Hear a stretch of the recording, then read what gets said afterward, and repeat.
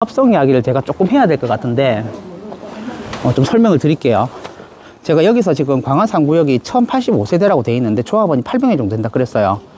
그럼 부산시 같은 경우에는 총 세대수의 10%를 요즘에 임대 물량으로 내놔야 됩니다. 재개발할 때. 왜냐하면 재개발하면서 2종에서 3종으로 올려주고 또 뭐 이런저런 혜택을 주면 그만큼 사회에 기여하라는 입장에서 임대 물량을 좀 내놓거든요. 그 임대 물량 내놓고 나면 일반 분양 물량이 정말 얼마 안 돼요. 그리고 제가 지금 드린 자료를 보게 되면 조 해놓고 808 적어놨죠. 그게 이제 조합원이 800명 정도 된다는 이야기고, 옆에 20.8 숫자 빨간색으로 적어놨거든요. 이게 어떤 의미냐면 조합원 숫자를 기준으로 했을 때 일반 분양 물량입니다. 예를 들면 이제 이런 거예요. 20.8이란 말은 만일에 조합원이 100명이었단 말은 이거 일반 분양 물량이 20채 정도 된다는 말이거든요. 그러면 우리가 재개발이나 재건축 사업을 놓고 봤을 때 이 정도 비율이면은 좋은 편일까요? 안 좋은 편일까요? 상당히 안 좋은 편이라고 보셔야 돼요. 안 좋은 편이라고 보셔야 될 것 같고, 재개발 사업에서 새 아파트를 받아가는 게 그 재개발 사업의 어떤 조합원으로서 가장 큰 권리인데, 그 사람들이 아파트 지을 때 그 돈을 누가 내줘요? 그 본인이 낸다 보셔야 돼요. 본인이 내야 되는데 아파트 하나 짓는데 돈이 많이 들어가거든요. 그럼 그 비용을 어떻게 줄이냐면 일반 분양을 하고 그 일반 분양에서 난 수익으로 본인들 분담금 줄이는 형태로 가요. 그러려면 이게 분양을 할 때 분양 물량이 많아야 되거든요. 많아야 되는데 여기는 지금 조합원 숫자 대비했을 때 한 20%밖에 안 나와요. 그러면 이게 팔아봐야 조합원들한테 오는 돈이 딱 작거든요. 이럴 경우 저희가 분담금이 확 늘어나가는 구조로 가요. 예를 들면 여러분 거제이, 온천이, 온천사 이런 거 많이 들어보셨죠? 지금 뭐 레면, 포레스티지, 뭐 거제 레이카운티 이런 애들은 일반 분양 물량이 150, 200, 이래 나와요. 많다는 이야기겠죠. 반면에 우리 아까 좀 전에 보고 왔던 광안 SK 같은 경우에도 조합원 숫자랑 일반 분양 숫자랑 거의 비슷합니다. 1대1 정도 됩니다. 그럼 제가 표시된 숫자로 보면 100이라는 이야기거든요. 근데 얘는 지금 20밖에 안 나오잖아요. 그러면 그 분담금 상당히 높게 나온다라고 각오하고 들어오셔야 돼요. 만약 투자를 하신다 하시면. 그래서 오늘 저희가 광안 357 둘러보겠지만 세 군데 지역이 거의 다 비슷합니다. 여기가 가격이 정말 비싸고 또 새 아파트가 되었을 때 시세를 많이 분출한다는 것에 대해서는 뭐 이견의 여지가 전혀 없지만 적어도 사업을 진행을 할 때 그 분담금이 여기 조합원들의 상당히 심리적으로 압박을 할 거고, 또 본인이 만일에 투자를 해서 내가 새 아파트를 하나 받아간다 하면 입주 시기에 꽤 많은 돈이 들어갈 거라는 건 각오하고 들어오셔야 돼요. 근데 그 금액이 뭐 1억, 2억, 3억 수준 생각하시면 안 돼요. 옛날에 사업성 좋을 때 1억, 2억 냈고, 지금은 이게 온라인이 아니면 제가 그냥 바로 말해버리거든요. 대충 얼마 준비하시라고. 기본 5, 6억 준비하고 들어오셔야 됩니다. 지금 분위기로 놓고 보면. 어쨌든 뭐 제가 개발업자는 아니고 일일이 뭐 다 계산을 할 수는 없지만 저희도 나름 약식으로 계산하는 방식이 있거든요. 그렇게 했을 때 그 정도 금액은 각오하고 들어오셔야 된다는 거고, 그 다음에 그래서 이제 광안 3구역은 그런 부분 좀 정리하셨으면 좋겠어요. 그런 특징이 있다. 그러다 보니까 사업성 때문에 여기 용적률을 조금 올리려는 작업을, 그러니까 세대수를 늘리려는 작업을 조합 내부적으로는 좀 진행하는 것 같아요. 그래서 인터넷 자료 같은 거 찾아보시면 한 1100세대 조금 넘게까지 한 100세대 정도 늘리려고 좀 노력은 하고 있거든요. 근데 그런 부분들이 어떻게 진행될지는 좀 더 지켜봐야 되고, 여기 보니까 감정평가를 위한 기초물건조사 돼 있네요. 그래서 감정평가를 하기 위해서 준비를 슬슬 시작하는 것 같아요. 그 다음에 살 넘어가겠습니다. 그래서 진행되고 있다, 뭐 이런 것들도 좀 저런 현수막을 통해서 여기가 광안 3구역이다, 진행되고 있다, 이런 것들도 한번 보시면 될 것 같고, 어쨌든 저런 현수막을 보시면 날짜 같은 걸 보세요. 그럼 최근에 진행되고 있는 건지, 뭐 어떤 분위기인지 우리가 이런 거 추정할 수 있거든요. 그래서 진행은 잘 되고 있습니다. 그리고 우려스러운 건 뭐냐면, 여기가 만일에 저희 같은 투자자들이 재개발을 같이 하자 그러잖아요. 그럼 저희는 그냥 5억 먹고 들어오는 거 각오하고 들어오거든요. 근데 문제는 뭐냐면, 그러니까 5억을 드린다는 말은 내가 지금 여기 빌라 하나 사는데 2억 5천, 입주할 때 5억 또 들어간다는 거 각오하고 들어오거든요. 근데 여기 원래 계시던 분들 같은 경우에는 어떨 것 같으세요? 여기 빌라 하나 뭐 예전에 뭐 1억, 2억 하던 것들이거든요. 갑자기 이분들이 재개발 한다고 해서 좋아했는데 입주할 때 5억을 내래. 감당이 될까요? 안 될까요? 그건 모르거든요. 어쨌든 저희는 상당한 반대가 있을 수 있고, 그게 이 구역의 단점이 될 수 있다는 건 고려하셨으면 좋겠어요. 그냥 제가 듣기로는 이 동네가 신혼부부들이 좀 많이 산다, 사회초년생들이 많이 산다, 그런 이야기 좀 많이 들은 것 같아요. 예를 들면 이제 결혼하고 아파트 쪽에 가면 좋긴 하겠지만 조금 자금이 이제 조금은 이제 여유가 없으신 분들이 이런 동네 빌라들 많이 들어오시거든요. 근데 여기가 위치 자체가 좋다 보니까 그런 수요가 굉장히 강했고, 그러다 보니까 여기 빌라들이 되게 많이 들어와요. 전체적으로 놓고 보면. 만에 하나 뭐 그런 입지가 좋지 않았다면 아마 단독주택들이 많고 단독주택들이 많았다 하면 여기 사업성이 그렇게까지 문제가 안 됐을 텐데, 지금은 빌라가 너무 많이 들어와 가지고 그 빌라 소유주 각각의 사람들한테 다 아파트를 하나씩 줘야 되다 보니까 재개발 사업성이 조금 떨어지는 방향으로 갔다고 보시면 될 것 같고, 한편으로 놓고 보면 위치가 좋았기 때문에 옛날에 완전 그 단독주택에서 빌라촌으로 변할 수 있는 뭐 그런 모습이 있었다면, 강하기 때문에 개발할 때는 조금 걸림돌이 되는 그런 지역이라 보시면 될 것 같아요. 근데 그 특징이 여기 광안 3구역만 그런 게 아니라 광안동이랑 이 근처에 있는 대부분의 지역이 다 똑같다라는 건 그냥 참고하시면 될 것 같고, 조금 더 광안 쪽으로 붙어서 광안 5구역 쪽으로 저기 안쪽에 1억 정도 하는 5층짜리 아파트가 하나 있었거든요. 저 안쪽에 호가는 거의 5억까지 올라갔었어요. 재개발한다 그래가지고 올라갔다가 최근 한 3억 정도 이야기 나오는 것 같아요. 시세가 많이 올랐다 많이 빠졌죠. 가격이 조합 설립 때 조합원 분양가를 한 6억 7천 정도 이야기를 한 것 같아요. 84제곱미터가 6억 7천 정도 이야기하는 것 같고, 그 다음에 뭐 빌라 이런 것들이 감정평가가 얼마나 나올지는 모르겠지만 그 감정평가 금액을 빼게 되면 분담금이 나오겠죠. 그렇고 일반 분양가 같은 경우에는 지금 9억 7천 정도로 잡아놨는데, 요즘 같은 분위기면 뭐 일반 분양가는 더 올릴 수 있겠죠. 더 올릴 것 같고, 여튼 참고 삼아 이렇게 계획은 했었다 라고 보시면 되고, 조합원 분양가랑 일반 분양가는 지금 시점에서 나오는 거는 추정일 뿐입니다. 저희가 보통 조합원 분양가는 관리처분 인가 때 결정이 되거든요. 근데 아직 사업식 인가도 안 났으니까 추정만 하고 있다고 보시면 될 것 같고, 어쨌든 앞서 말씀드렸던 분담금은 지금 물가, 지금 시세를 기준으로 했을 때 대충 그 정도 되지 않을까라고 저희가 예상을 하는 거고, 시간이 지나면 뭐 시장의 가격도 올라갈 거고요. 그 다음에 물가도 올라갈 거고, 그래서 분담금 액수는 좀 달라질 수는 있습니다. 근데 여튼 우리가 뭐 5년 뒤에 돈을 내는 거를 맞닥뜨리던 뭐 7년 뒤에 맞닥뜨리던, 여튼 사업의 구정을 봤을 때는 분담금은 좀 상당할 거라는 건 참고하셨으면 좋겠고요. 저 오른쪽에 보이는 게 광안 드파인이에요. 드파인이고, 지금 저희가 광안 3구역을 빠져나왔고 이제 여기 앞에 있는 이 공간도 지금 재개발하겠다고 보는 거예요. 여기 지금 중학교고, 이쪽 공간은 재개발하겠다라고 지금 준비하고 있다 보시면 될 것 같아요.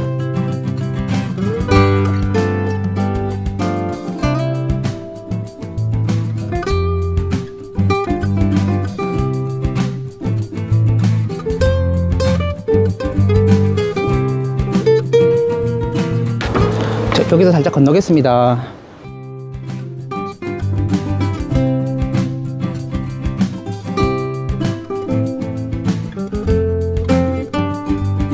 여기서 잠시만 제가 설명 조금만 공간만 살짝 이야기 해드리고 갈게요. 어떻게 돌아왔는지. 지금 저희가 광안역을 중심으로 해서 여기 황년산장 붙은 쪽 있죠. 붙은 쪽 이쪽 공간을 지금 보고 온 거예요. 황년산 붙은 쪽 이쪽 공간을 갖고 이제 지금 여기서 출발해서 광안 5구역이랑 이제 이쪽으로 넘어갈 겁니다. 그럼 이쪽 공간하고 차이도 있을 거고 비슷한 것도 있을 거거든요. 그래서 이 2호선 라인 이 대로변을 중심으로 해서 이쪽 공간으로 넘어갈게요. 여기 앞에 이 아파트 가격 어느 정도 할 것 같아요?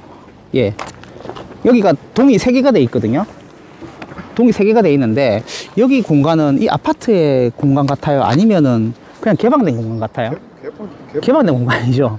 좀 아파트가 애매하죠. 뭔가 위치도 그렇고 동도 그렇고. 근데 이게 34평 가격이 어느 정도 할 것 같으세요? 그러니까 한번 찾아보세요. 재미삼아 한번 참아보시고. 제가 이제 말씀드렸지만 그 부산에 있는 아파트 평균 거래 가격이 한 5억 조금 넘어간다 그랬거든요. 근데 얘가 그거보다 비싸요. 이런 아파트들도. 그래서 여기 자체가 위치에 대한 어떤 그 선호도 때문에 가격은 전반적으로 꽤 높게 형성되어 있는 지역이라 보시면 될 것 같아요. 이 아파트 같은 경우 경매 물건도 간간히 나오고 하거든요. 그래서 경매 관심 있는 분들도 보시면 될 것 같고, 그 다음에 지금 저희가 앞으로 바라보는 방향을 놓고 보시면 차가 지나갑니다. 차가 쭉쭉 지나가고, 그러니까 저희가 가는 방향으로 이제 직각으로 지나가죠. 지나가고 그 뒤에 공간에 보면 평지가 쫙 펼쳐져 있죠. 저기가 광안 5구역이라 보시면 돼요.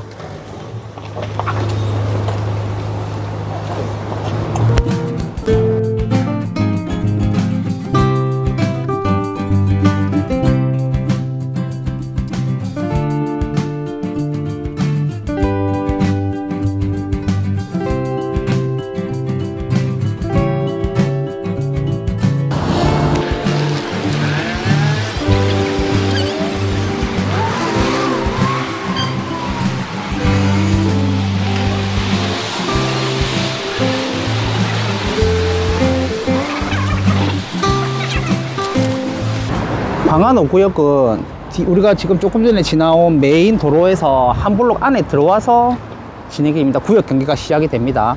그래서 저희가 지금 걸어가고 있는 이 길에 왼쪽 오른쪽 이 높은 빌딩들은 당연히 빠지고요. 한쪽 안으로 들어가서 조금 있으면 CU가 보일 거거든요. 그쪽을 중심으로 해서부터 해서 광안 5구역의 시작이라고 보시면 돼요. 저기 메인 도로를 중심으로 해서 한 블록 여기는 빠지고요.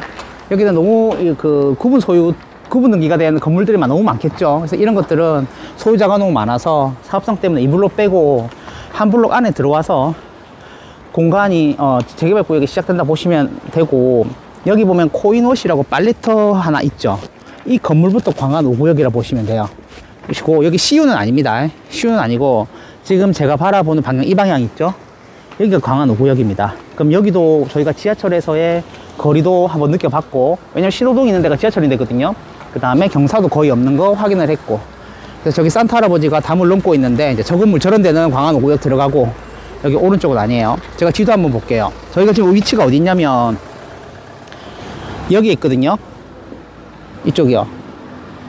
여기 있고, 지금 저희가 여기 있고 일로 쭉 들어갈 겁니다. 쭉 들어가면서 광안 5구역을 한번 가로질러 가볼 거고, 그럼 여기는 또 느낌이 어떤지 이야기하고 또 광안 5구역 이야기 한두 개 해드릴게요.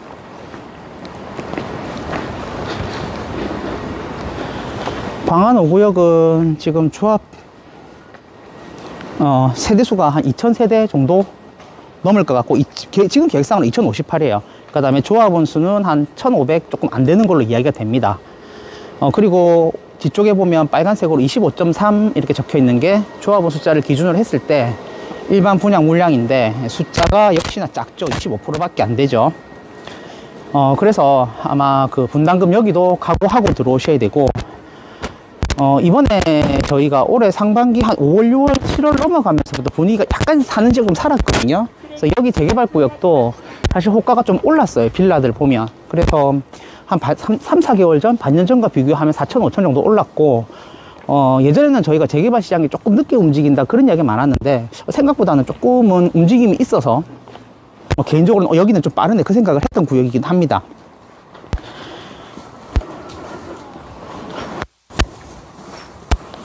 어쨌든 광안 5구역을 놓고 보면 저희가 저 끝에 공간까지 보게 되지만 여기는 거의 평지라고 보셔야 될 것 같고, 부산에서는 워낙 경사가 많은 지역이 많아서 이 정도면 거의 일단 그 경사도 면에서는 거의 최고라고 보셔도 될 것 같아요. 그리고 조금 이따 가겠지만 광안 5구역 같은 경우에는 초등학교하고 중학교하고 두 개를 다 단지 경계에 끼고 있거든요. 위치를 놓고 보면 오늘 이야기하는 세 군데 중에서도 거의 첫 번째라고 이야기해도 손색이 없을 정도. 물론 이제 선호도에 따라서 광안 7구역을 조금 더 선호하실 수는 있는데, 개인적인 생각으로는 5구역도 상당히 좋은 지역이라고 보시면 될 것 같아요.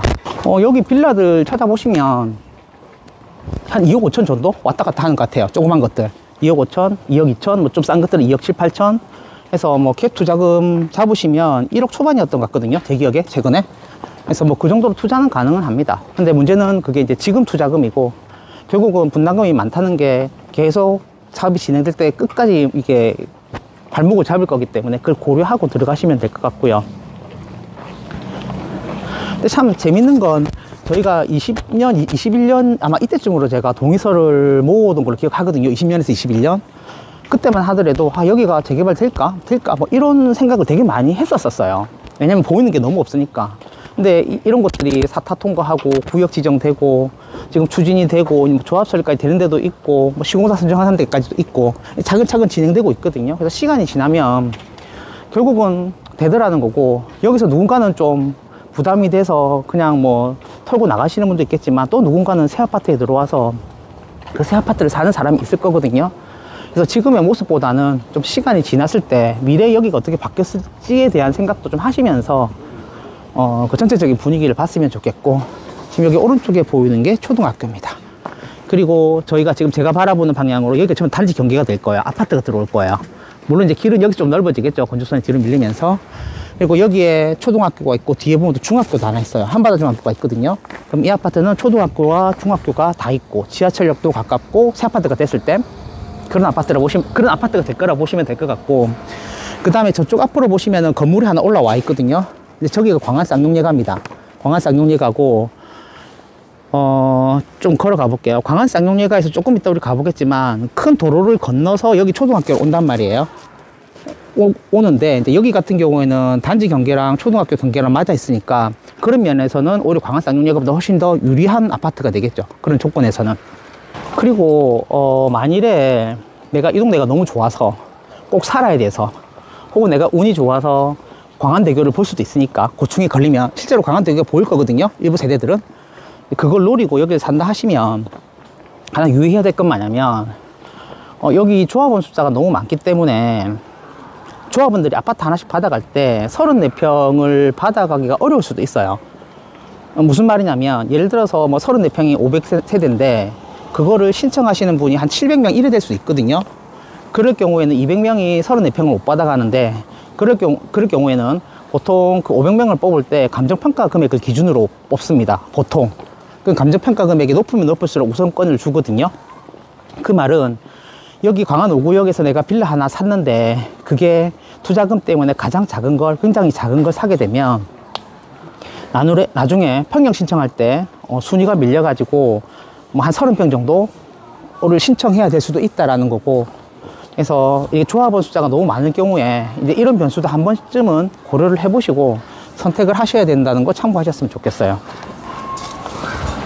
지금 저희가 가고 있는 저 길, 저쪽으로 해서 여기서 광안 쌍용에서 초등학교 통학로가 되거든요. 이쪽 길이. 그죠? 근데 아무래도 뭐 이게 나쁜 길은 아니지만 어쨌든 단지랑 한 블록 떨어져 있으니까 또 큰 도로를 건너야 되니까 아이들이 통학을 할 때 그런 부분과는 이 광안 5구역은, 광안 쌍용예가의 그런 부분이 이 광안 5구역은 이제 차별화는 되겠죠.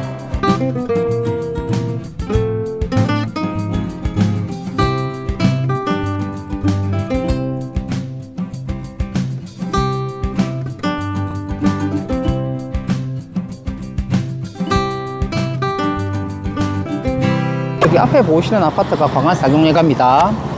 그리고 제가 바라보는 방향으로 보시면 길 끝에 바다가 살짝 보이세요? 광안리가? 보이거든요? 그래서 저걸 보시면 되고, 저희가 지금 지면에서 봤을 때 여기 바다가 보일 정도니까 아마 여기 아파트 중고층 넘어가면 다른 동에 의해서 가리지 않는 세대들은 아마 바다가 보일 거예요. 어쨌든 광안대교를 품고 있다는 특징이 있고 또 광안역에서 가깝다는 특징이 있다 보니까 뭐 다른 부분들 조금 있긴 하겠죠. 그래서 광안 쌍용예가가 상당히 높은 가격을 21년도에 기록했다고 말씀을 드렸고, 여기 광안 쌍용예가는 단지뷰가 보이는 세대랑 그 다음에 광안대교가 보이는 세대가 가격이 구분이 됩니다. 심하게 차이 날 때는 거의 4억까지 차이가 났었고 지금도 좀 차이가 나는 것 같아요. 그래서 정확한 금액은 현장 소장님들한테 보시면 될 것 같고 물어보시면 될 것 같고, 최근에 우스갯소리로 그 이야기 하시는 거 아시죠? 광안 쌍용예가는 주탑 개수에 따라서 집값이 달라진다는 이야기 들어보셨어요? 건널게요. 광안대교가 주탑이 2개가 있는데 그 주탑이 하나 보이느냐 2개 보이느냐에 따라서 집값이 달라진다, 또는 안 보이느냐에 따라서. 근데 그 말이 뭐냐면은 주탑이 중요한 게 아니고, 하나포레나 대연이 지금 홍보를 도네요. 저거 저희 조금 이따 맨 마지막에 현장 갈 거거든요. 대연 3 재건축. 그래서 대연 하나포레나도 나중에 조금 이따 가서 이야기 드릴 거고, 그 주탑이 이뻐서 가격이 비싼 게 아니고 주탑이 2개 보인다는 말은 중앙에 시야가 가리는 게 없다는 이야기예요. 그래서 이제 우스갯소리로 우리가 주탑이 하나 보이냐 두 개 보이냐 이야기하지만 주탑이 중요한 게 아니고 시야가 가리느냐 안 가리냐로 판단을 하셔야 되고 15억, 16억 정도 거래가 21년에 사실 그렇게 많지는 않았어요. 시거래 가격을 뒤져보시면. 그럼에도 불구하고 이제 그때 찍었다는 면에서 이 아파트는 충분히 상징성이 있고 그 근처에 있는 공간들도 재개발이 되어서 높은 층들은 바다 광안대교가 보일 텐데 충분히 그 부산시장을 끌어가는 수 있는 아파트로 이제 저희가 그걸 본다고 보시면 될 것 같아요.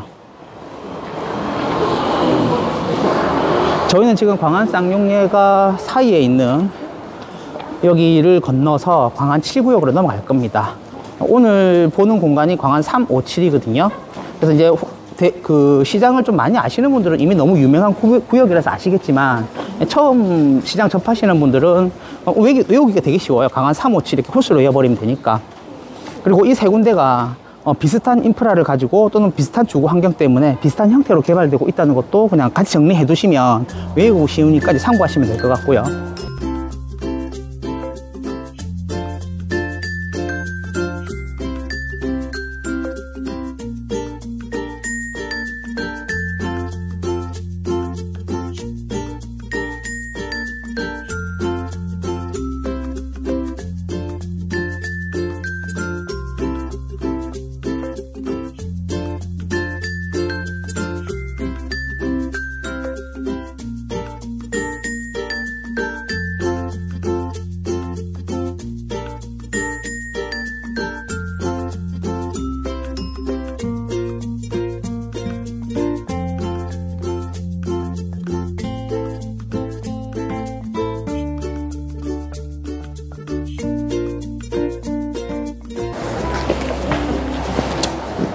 지금 저희가 어디 와 있냐면 광안 쌍용예가 뒤에는 이쪽에 와 있습니다.